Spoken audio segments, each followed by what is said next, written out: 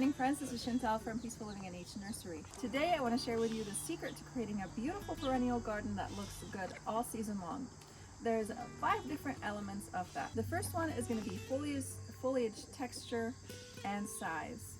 So if you look at all of the plants that we have or arranged right here, we first have this blue hyssop right here, or the anise hyssop, and this one has a darker foliage color and it has a smaller foliage, while the plant right in front of it right here, this is a foxglove, and it has this beautiful bold giant leaf, and it's also fuzzy and a little bit on the blue side as well. And then on this side we have this helenium right here that has more of a narrow lens kind of leaf, and it's a darker color as well. Still has a little bit of a blue hue to it, but it's a much darker green color. And then right here, right in front of them, we have this beautiful ferny texture that comes from the yarrow, the cerise queen yarrow. It's very soft and it's very beautiful. And if you can get a close-up of these two together right here, you can see the difference between the different foliage and how that creates a striking effect on its own. I mean, look at that, see that? And we also have the grass right here. This grass, the purple love grass, also another different texture that comes from both the grass and the plumes that are on the grass. Now this is not a mature one, but once it matures, this whole thing is going to look like a purple cloud. And then right in front of those, we have some annuals. These are dahlias, and the dahlias will bloom all season long. This is the Sunny Reggae dahlia that comes in different shades. Some of them are more orange and some of them are a little bit more on the yellow side, like this one right here, yellowish orange. But you can also see the difference in the texture between the yarrow and the dahlia, and the color as well. This is a much darker green. And then this also has a smaller foliage to it. The blue hyssop, the rosemint agastaki, as well as a beautiful fragrance. So that's element number 1. Element number 2 is going to be foliage color, which I touched a little bit on that as I was talking, but all you see right here is green. But if I take you somewhere else in the garden, you're going to see what I'm talking about. Let's go over there.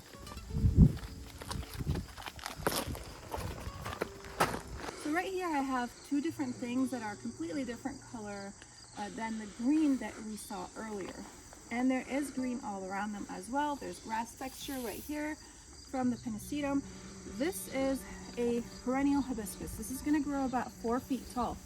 It looks like a shrub, but it's also a perennial that dies back all the way to the ground, and it starts blooming kind of in August. This is a smaller specimen, so it's just about to start blooming. It took it a little bit more time to start putting on some growth, but look at this. Get a close-up to this beautiful dark foliage on it. Isn't that just striking? And then you pair that with the grass or with some of the green foliage that we have over here, and that's just on its own. All of these colors look beautiful even without any blooms. And look at this right here. This is penstemon, and it's also same thing, is kind of mirroring the color from the hibiscus, and it has a beautiful dark foliage. And look at these seed heads as well, which add beautiful texture and color as well. So it's not just the blooms that you should be looking at when you are designing a flower bed, but it's all of these different aspects. So this is element number 2. Now I'm going to put a plug here for something that I've been working on behind the scenes for a really long time, most of the summer, even since last year, but I didn't put a lot of effort into it until this season. So I actually now on the website, if you go onto the website, you will see that I have a consultation and garden design services on my website. So if you need help with designing a flower bed, or if you have a large flower bed that you want designed, or if you have gardening questions that you want answered, I have 2 different services that I offer, one for garden design and one for consultation. And you can, if you want consultation, you can just book an appointment with me and I will help you with any questions you have. But if you want garden design, you can send me the pictures and fill out the forms and all of these things, answer the questions, and then I will send you a quote, and we can head on from there, and I will be able to help you with designing your flower gardens. Now, I don't do any landscape design. I'm not a landscaper, and I don't have a landscaping degree. I just have my experience in gardening, and I've been gardening for a really long time, and I would love to help you. Element number 3 is going to be your bloom shapes. So if we walk over here in this flower bed, we have this bloom shape right here, which is the echinacea. It's more on the daisy-like bloom. And this yarrow right in front of it has more of a kind of disc umbrella shape, yellow blooms. And then we have blooms like the catmint right here, which are more spiky and slender. And also the feverfew, which have the smaller type blooms. So here's actually a great example. This is the umbrella kind of shape that I was talking about, and then you have the spikes from the Veronica, and these beautiful butterfly bushes right here, and then the phlox, which is completely in the wrong place, but you can see the different shapes and colors. And look at this one right here, which is covered in bees right now. Also, this is a sedum that has also a different kind of an umbel shape. And if we go back to the nursery, you can see we have some of these different shapes going on as well over here. You have these tall spikes blooms, some daisy-like blooms that come from the helenium and the dahlia, and then these have the umbrella type blooms, and then we have the plumes from the grass right there, right here, which are also going to kind of create a cloud-like effect, and the foxglove as well, which has these beautiful spikes with the bell-like blooms. Once they are fully opened, they sort of look like snapdragons in a way, or kind of like little bells that are clustered on these beautiful panicles right here. So that's element number 3. Element number 4 is going to be height.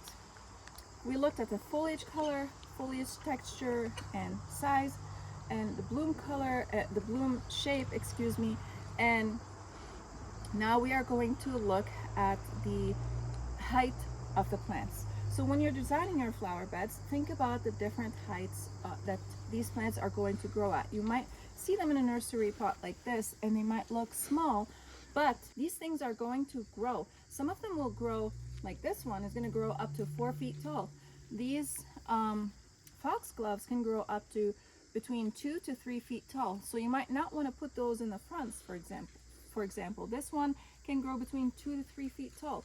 So as you're designing your flower bed, just think of the different heights and layer them with the taller things in the back and the shorter things in the front. And sometimes you might want to include some taller things in the middle if you have a really large bed, to create some interest as well, because you don't want it to look like kind of like a staircase. So by having some taller things in the middle, if it's a really large flower bed, that's going to also help with adding some interest.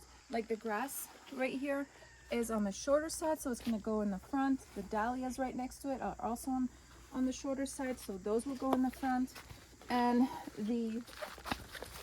I forgot their name, rock cress, also these grow about probably like 12 inches maximum, between 8 to 10 inches, and those are also, once they're done blooming, they're going to be on the smaller side, more sort of a ground cover. And this way you have all the different textures, colors, height, all of these things without even looking at the blooms.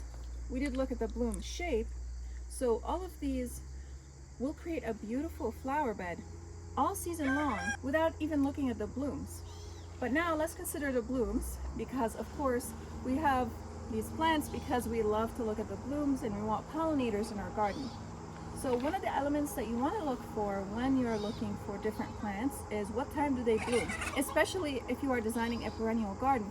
You don't want all of your plants to bloom at the same time, because you're going to end up with nothing for the rest of the season. So you want things to kind of bloom at different times.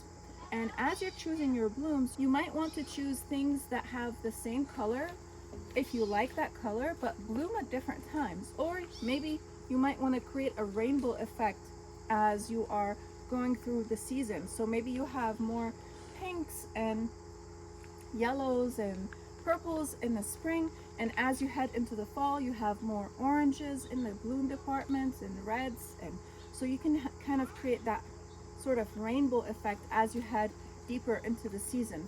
So you can arrange that by choosing things that bloom at different times. Like for example, the foxglove is going to bloom earlier in the season, and it'll continue to bloom throughout the season, but it will start blooming earlier in the season.